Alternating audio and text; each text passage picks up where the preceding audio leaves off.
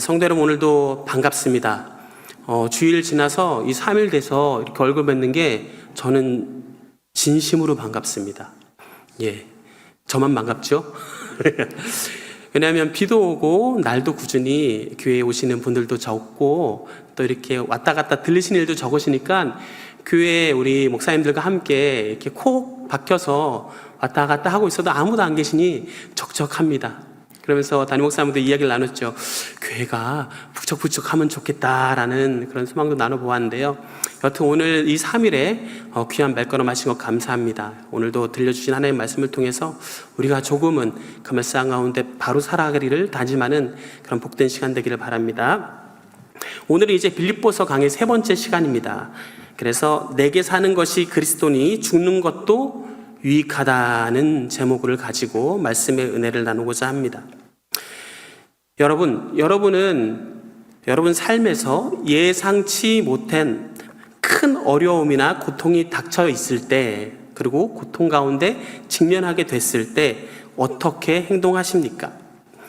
가만히 사람들을 살펴보면 위기 앞에서 보통 두 가지 태도를 취합니다. 하나는 현실 도피형입니다. 애써 고통을 인정하지 않으려고 몸부림치는 것이죠. 다른 재미난 것 혹은 자극적인 것으로 고통을 상쇄시켜 보려고 합니다. 잠을 더 자보기도 하고 때로는 술을 마시기도 합니다. 기분 전환을 하겠다고 무작정 여행을 떠나보기도 하고 반대로 방문을 꽁꽁 걸어 잠그고 방구석에 박혀서 마음을 달래보기도 합니다. 이렇게 하면 솔직히 잠시는 고통을 잊을 수 있는지도 모릅니다. 하지만 여러분, 눈을 떠보면 어떻습니까? 문제는 여전히 그 자리에 그대로 남아 있습니다. 어려움은 결코 도망친다고 저절로 해결되지 않는 것이죠. 두 번째는 절망, 불안형입니다. 이 부류의 사람들은 닥쳐온 문제 앞에서 일어날 수 있는 온갖 최악의 시나리오들을 머릿속으로 다 그려봅니다. 이렇게 하죠. 이러다가 더 잘못되는 게 아닐까? 진짜 망하는 게 아닐까? 일이 더 나빠지면 어떡하지? 라고 하면서 스스로 자기가 만든 더 깊은 절망과 두려움의 늪에 빠지곤 합니다. 자, 그러나 이렇게 스스로 예측하고 만들어낸 불안 역시 당면한 문제를 해결하는 데에는 아무런 도움이 되지 못합니다. 왜냐하면 끝도 없는 걱정은 그저 걱정해야 되는 제목만 더 많이 만들어낼 뿐이기 때문이죠. 그렇다고 한다면 최악의 상황 가운데 저와 여러분들이 놓여 있을 때 어떻게 하는 것이 진짜 지혜일까요? 우리의 마음이, 우리의 믿음이 여러분 겨울바람에 꽁꽁 얼어붙은 엔진처럼 그래서 앞으로 갈 수 없는 차와 같다고 한다면 여러분, 그것은 더 이상 우리 문제를 해결하는데 진전이 없을 것입니다. 우리 그리스도인이 해야 되는 것은 무엇일까요? 닥쳐오는 현실을 피하거나 도망하지 않는 것입니다. 그리고 아직 일어나지 않은 일들을 가지고 미리 예측해서 두려워하고 염려할 필요도 없다는 것이죠. 어떻게 하면 됩니까? 그저 현실을 인정하면 됩니다. 현실을 인정하고 하나님께서 우리를 움직여 주시는 그 시기를 잠잠히 기다리고 동력을 얻어서 움직이는 것이 지혜이죠. 사랑하는 성도 여러분, 현실을 담담히 인정하되 그 자리에서 하나님의 뜻을 발견하고 그분께 새로운 용기와 힘을 얻어서 여러분의 고난의 때, 어려움의 때를 이겨나가시고 한 걸음씩 걸어나가시는 복된 저와 여러분 되시기를 간절히 바랍니다. 오늘 본문으로 들어가서 이제 한번 바울의 상황을 깊이 들여다보도록 하겠습니다.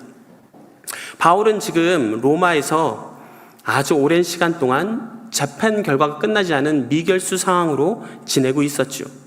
그런데 엎친 데 덮친 격으로 최근 들어 상황이 더욱더 악화되었습니다. 바울의 재판이 생각한 것보다 더 빨리 진행되었기 때문이죠. 그래서 최악의 결과를 들을 수 있는 시간이 앞당겨진 것입니다. 사실 바울이 가택 연금 시절에는 그렇게까지 어렵거나 살벌한 분위기는 아니었죠. 로마 당국이 보기에도 바울은 흉악범 정도는 아니었습니다. 그가 전하는 기독교가 그렇게 제국에 위험을 가하는 거라고 여기지 않았기 때문이죠. 그런데 역사적으로 어떤 일이 일어났습니까? 바로 네로 황제가 전면에 등장하게 됩니다. 그래서 이 네로 황제의 등장과 함께 그리스도인들에 대한 핍박이 강도를 초월할 정도로 거칠어지기 시작했습니다. 그 결과 바울은 이제 가택연금의 상태에서 황제의 수비대 안으로 깊고 어두운 감옥으로 전격적으로 이송되었죠. 자, 이것은 이제 바울이 종교적인 활동을 하는 모든 일을 철저히 제한하겠다는 로마의 의지이자 앞으로 더 큰 핍박이 오겠다는 그러한 무서운 징조였습니다. 여러분, 제가 이렇게 길게 서두를 얘기하고 또 배경을 이야기 드린 것은 잘 숙지하고 있어야 바울의 마음을 공감할 수 있기 때문에 이렇게 하나하나 여러분들에게 설명을 드린 것인데요. 자, 그러면 이제 바울의 인간적인 그 마음으로 한번 우리가 들어가 봅시다. 나라 전체가 기독교를 향해 칼날을 겨누고 있습니다. 머리로서는 애써 괜찮을 거야 라고 얘기하지만 교도관들이 지나가며 얘기합니다. 수근수근대는 그 소리에 혹시 나를 잡아가지 않을까라는 생각을 바울은 하게 될 것입니다. 언제라도 내 이름이 불려도 이상하지 않은 상황, 극도의 긴장감 속에서 매일을 버티고 있었던 것이죠. 재판이 빨리 더 진행되면 내일이라도 처형될 수 있는, 한마디로 내일을 기약할 수 없는 사형수의 입장이 바로 바울의 심정이었죠. 사랑하는 성도 여러분, 만약 저와 여러분이 바울과 같은 그 자리에 있다면 매 순간 기쁨을 잃지 않고 감사와 찬송을 주님께 고백할 수 있을까요? 솔직히 고백하건대 바울도 인간이었습니다. 그 역시 믿음을 지키려고 몸부림치는 와중에 마음속에 기쁨과 감사의 빛이 조금씩 발해가는 것을 느꼈을 것입니다. 바울이라고 죽음이 두렵지 않겠습니까?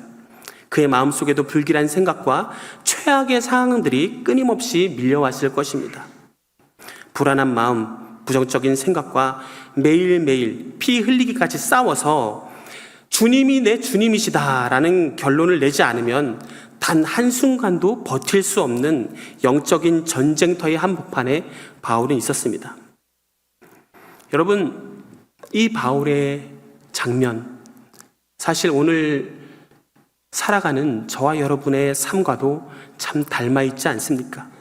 비록 저와 여러분이 로마의 감옥에 갇혀있는 사형수는 아니다 하더라도 여전히 확신한 것 하나는 미래가 보장되어 있지 않고 불안한 삶의 자리에서 매일매일을 고군분투하고 있지 않습니까? 앞으로 닥쳐올 일들, 자녀 문제, 물질의 고통, 그 다음에 건강의 위기, 이러한 여러 가지 염려들로 인해서 매일 밤 굴속으로 더 깊이 들어가 버리고 홀로 외롭게 고통을 감내하며 기도의 소리조차 못 내는 우리의 모습들, 이것이 바로 바울과 똑같은 연약한 성정을 가진 저와 여러분들의 모습이지 않겠습니까? 그런데 여러분, 오늘 우리가 읽은 성경은, 그리고 바울은 빌립보 교회 성도들에게 결코 그렇게 말하지 않습니다. 나 좀 살려주십시오. 나는 지금 너무 두렵습니다. 나에게는 한 줄기 희망도 보이지 않습니다. 어떻게 하면 좋겠습니까? 누가 나를 위로해 주겠습니까? 라고 말하지 않았다는 것이죠. 바울은 이 숨막히는 두려움을 다른 고백으로 떨쳐버리고 있습니다. 우리 함께 본문 19절 같이 읽어보면 좋겠습니다. 본문 19절입니다. 시작.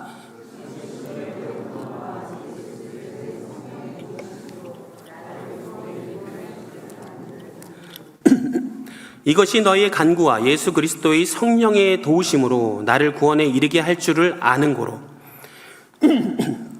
지금 바울이 거친 두려움의 파도 속에서 영혼의 닻을 내리고 끝까지 붙들고 있는 것, 그것은 바로 구원에 대한 확실한 믿음이었습니다.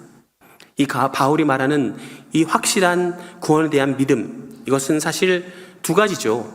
첫째는 감옥에서 해방되는 것이라고 생각해 볼 수 있습니다.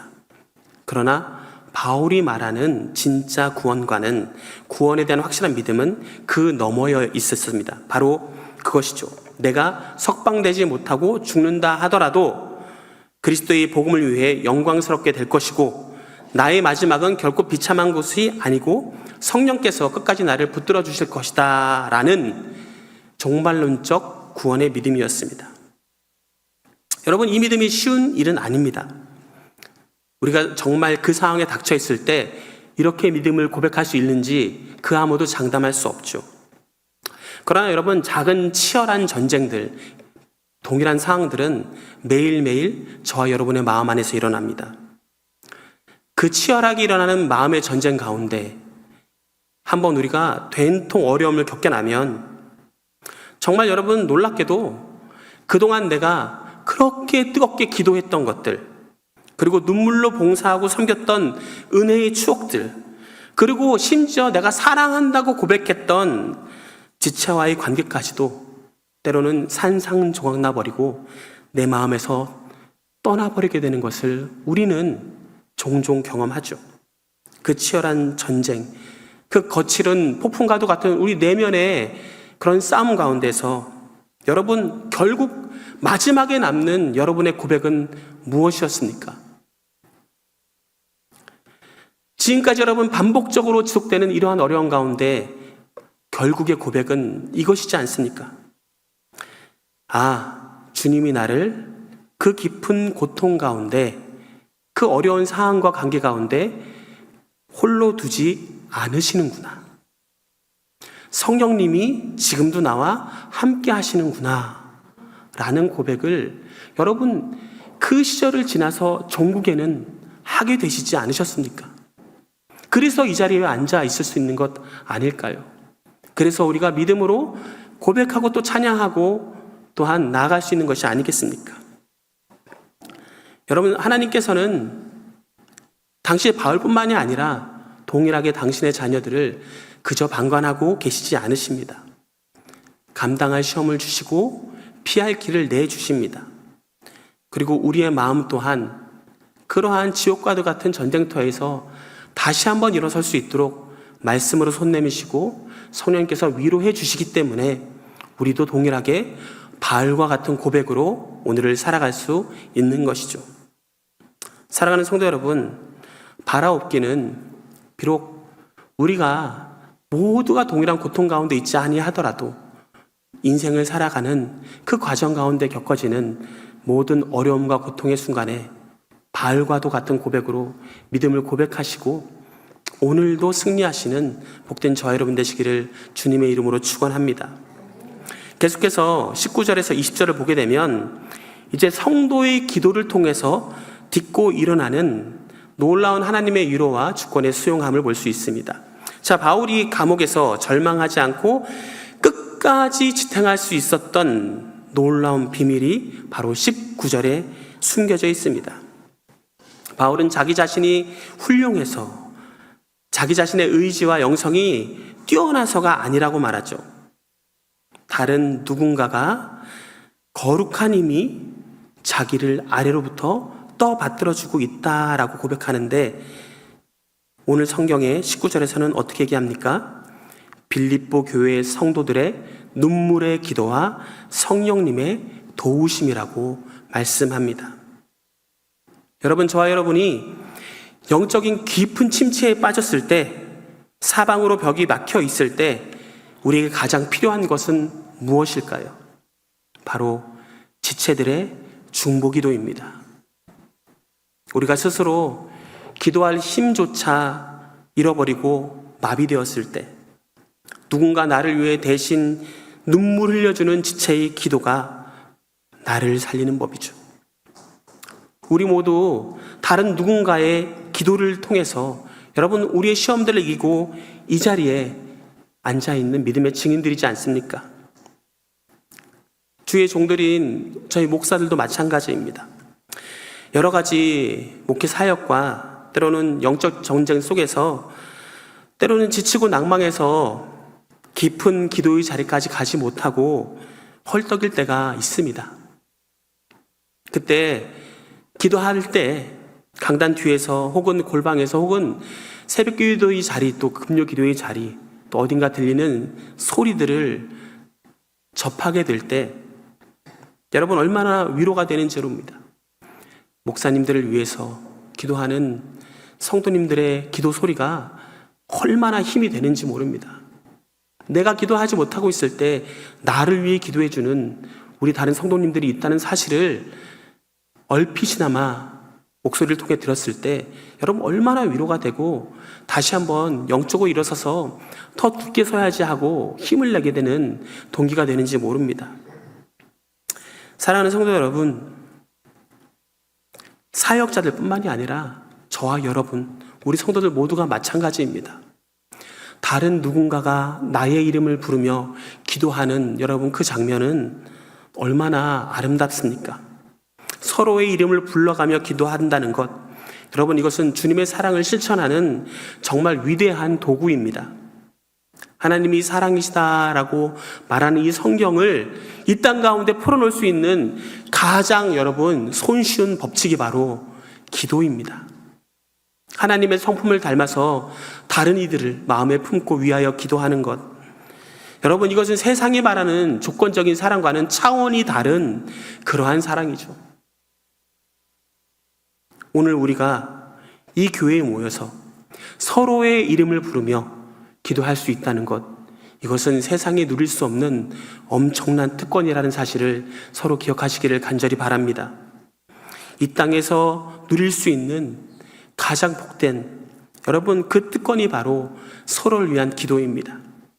이 기도를 통해서 아름답게 세워져 나가는 저와 여러분 그리고 우리 성안교회가 되기를 주님의 이름으로 축원합니다. 계속해서 20절을 보게 되면 바울은 이제 위대한 신앙의 각오를 선포하죠. 우리 20절을 같이 한 목소리로 함께 읽도록 하겠습니다. 함께 읽겠습니다. 시작.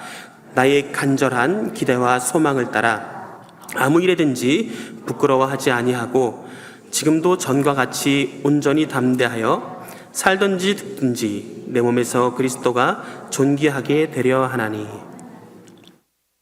바울은 지금 자신이 감옥에서 죽을 수 있다는 최악의 결과를 담담히 받아들입니다. 죽음을 온전히 각오한 것이죠. 그런데 이것은 여러분 온전히 자포자기하며 받아들인 것은 아닙니다. 체념한 상태로 운명론에 자신을 던진 것도 아니죠. 그는 살든지 죽든지 어떠한 결과가 찾아오더라도 선하신 하나님의 뜻 안에서 모든 준비가 되어 있다는 자신의 믿음을 말한 것입니다. 성도 여러분, 진짜 성숙한 믿음이란 무엇일까요? 만약 우리가 내가 원하는 대로 내가 기도하는 스케줄대로 하나님이 무조건 들어줘야만 그것이 응답이라고 여기신다면 여러분 그것은 어쩌면 믿음의 주객이 온전히 뒤바뀐 것입니다. 하나님을 나의 주로 모시는 것이 아니라 하나님을 내 소원을 들어줘야 하는 종처럼 부리는 것이죠. 우리가 하나님을 진정한 주님이라고 고백한다면 우리의 스케줄대로 함부로 주님의 이름을 불러서는 안 됩니다. 우리의 기도의 우선권도 말씀 앞에서 주님께 온전히 먼저 맡겨드려야 하는 것이죠. 내 생명과 직결된 문제, 그리고 내 자녀의 미래가 걸린 심각한 문제 앞에서 내 스케줄이 아니라 주님 앞에 내어드리고 하나님이 결정하십시오라고 말하는 것, 이것은 정말 어려운 일이죠. 참으로 어려운 일입니다. 그러나 주님은 우리의 주인이시지 종이 아닙니다. 우리의 기도를 일방적으로 우리의 뜻대로 들어달라고 요구할 수 있는 대상이 아니란 것이죠. 때로는 저도 신방을 하다 보면 참으로 어려운 일들을 겪곤 합니다. 아직 믿음이 없으신 분들인데 특별히 이제 하나님께서 부르실 날이 얼마 안 남은 분들을 신방에서 복음으로 요청하고 또 복음으로 건면할 때 쉽지만은 않습니다. 그 십수년에 혹은 몇 년이라도 그 어려운 투병 생활 가운데 그분들을 눈앞에 두고 당신은 죄인입니다. 당신은 혼자 하나님 나라에 갈 수 없습니다. 라고 얘기하면서 주의 이름을 부르도록 권면하는 것, 여러분 얼마나 사실 마음이 어렵고 힘든 일인지 모릅니다. 그런데 여러분, 그 인생의 운전대를 주님 앞에 온전히 내어드리도록 살지 못한다면 우리의 삶은 주님께 온전히 내어드린 삶이 되지 않죠. 우리가 가는 것, 서는 것, 살고 죽는 것 모두가 주님의 손에 달려있음을 안다면 우리는 우리의 주권을 내려놓고 철저히 먼저 우리의 권리를 부인해야 합니다. 바울은 믿음의 대가였습니다. 그의 믿음은 그러한 상황 가운데 빛을 발했습니다.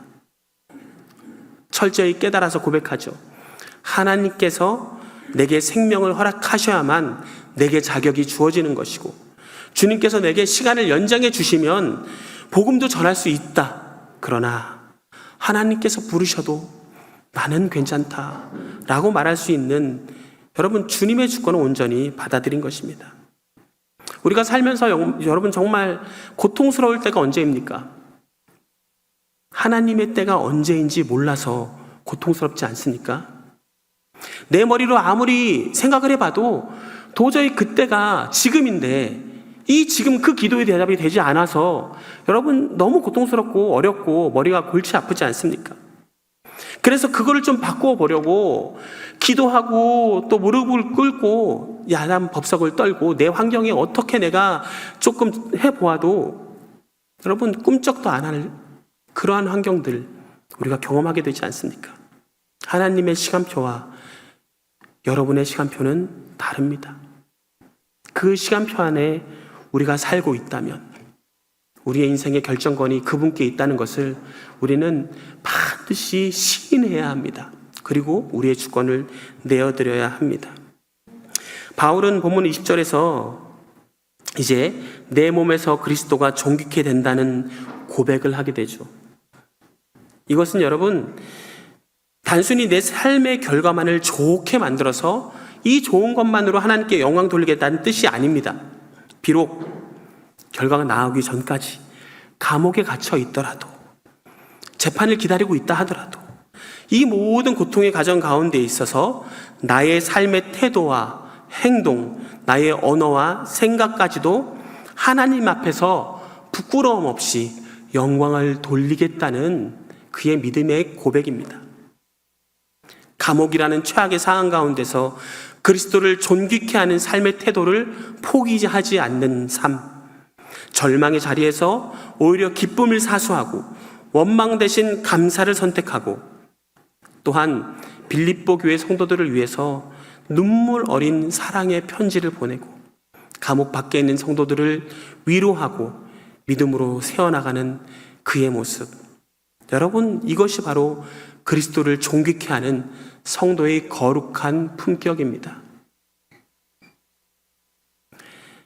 오늘 우리는 얼마나 거룩한 품격으로 그리스도인의 제자로, 그리스도의 제자로의 삶을 살아가고 있을까요? 절망의 자리에서 얼마나 기뻐하십니까? 원망하지 않고 감사의 말을 할 수 있는지요? 억울한 상황 가운데 불평하기보다 받아들이고 기도하고 하나님의 스케줄을 어떻게 기다리고 계시는지요? 사랑하는 성도 여러분, 바울도 인간이었습니다. 그런데 그는 그리스도로 말미암아 그러한 일들을 감당했죠. 오늘 저와 여러분도 가능합니다. 아무리 어려워 보이는 상황이라 할지라도 된다라고 성경은 말하는 이 믿음 앞에서 여러분 낙심하거나 좌절하지 않으시기 바랍니다. 이길 수 있습니다. 넘어갈 수 있습니다. 기다릴 수 있습니다. 그리고 하나님께서 주시는 그때에 우리는 반드시 하나님께 영광을 올려드리는 존귀한 삶 살아갈 수 있는 줄로 믿습니다. 세 번째로 이제 오늘 21절은 아주 바울이 멋있게 그의 신앙을 고백하며 말합니다. 21절의 말씀 우리 한 목소리로 다시 한번 고백하십시다. 21절입니다. 시작. 이는 내게 사는 것이 그리스도니 죽는 것도 유익함이라. 여러분 이 구절을 헬라어 원문 텍스트 그대로 직역하면 아주 단순하고 강력한 선포의 말씀이 됩니다. 바로 이렇습니다. 사는 것 그리스도, 죽으면 유익. 직역을 하면 사는 것 그리스도, 죽는 것 유익이라고 말하죠. 이 짧은 문장 안에 바울의 인생관과 그의 우주관이 다 녹아 있습니다. 그의 깊은 신학적 의미는 두 가지 정도이죠. 바울은 그의 존재 목적에 대해서 고백합니다. 다메섹 도상에서 예수님을 만난 이후 지금까지 한순간도 자기 자신을 위해 산 것이 아니라 예수님을 위해 살았습니다. 그렇기 때문에 지금 당장 여기서 피를 흘리며 사형당한다 할지라도 그 죽음의 과정을 통해서 하나님의 영광이 드러난다고 한다면 내 죽음도 가치가 있다라고 고백하는 것이죠. 두 번째는 은혜에 대한 고백입니다. 내가 살아온 이 파란만장한 여정을 보니 내 지혜나 내 인생으로 산 것이 아니라 전적으로 주님의 강한 손과 팔이 나를 여기까지 밀고 끌고 왔구나 라고 하는 고백입니다. 그러므로 내 미래의 죽음 또한 주님의 전적인 손길 아래 있고 주님께서 나의 죽음이라는 슬픈 사건을 통해서도 공동체에 하나님의 나라의 가장 아름다운 유익을 이끌어낼 것이라고 신뢰하였던 것이죠. 사는 것은 그리스도시고 내가 죽어도 유익하다라는, 여러분, 이 고백을 하는 것입니다. 바울은 로마서 14장 18절을 보게 되면 자기 자신을 가지고 스스로 노예라고 말합니다. 우리가 살아도 주를 위하여 살고 죽어도 주를 위하여 죽나니 그러므로 사나 죽으나 우리가 다 주의 것이로다.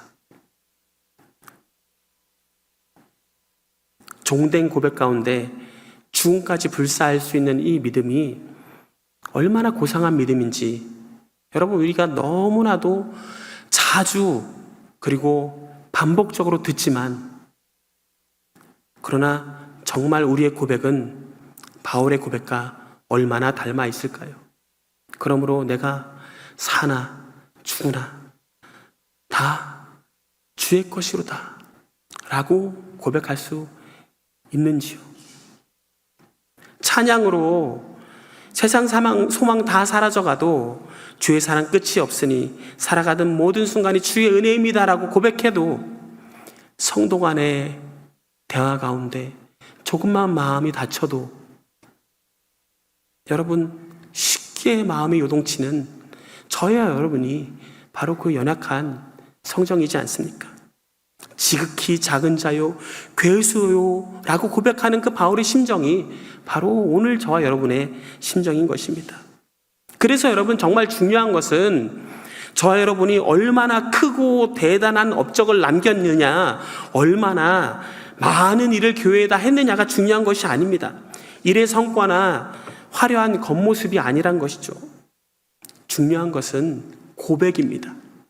실제로 주님이 우리의 심령 골방에 들어오셔서 나를 다스리시는가, 그리고 내 인생의 자동차의 운전대를 내가 아닌 우리 주님께 내어드리고 있느냐, 그리고 그분께서 운전하시도록 그리고 우리가 온전히 따라가고 있느냐라는 것이죠.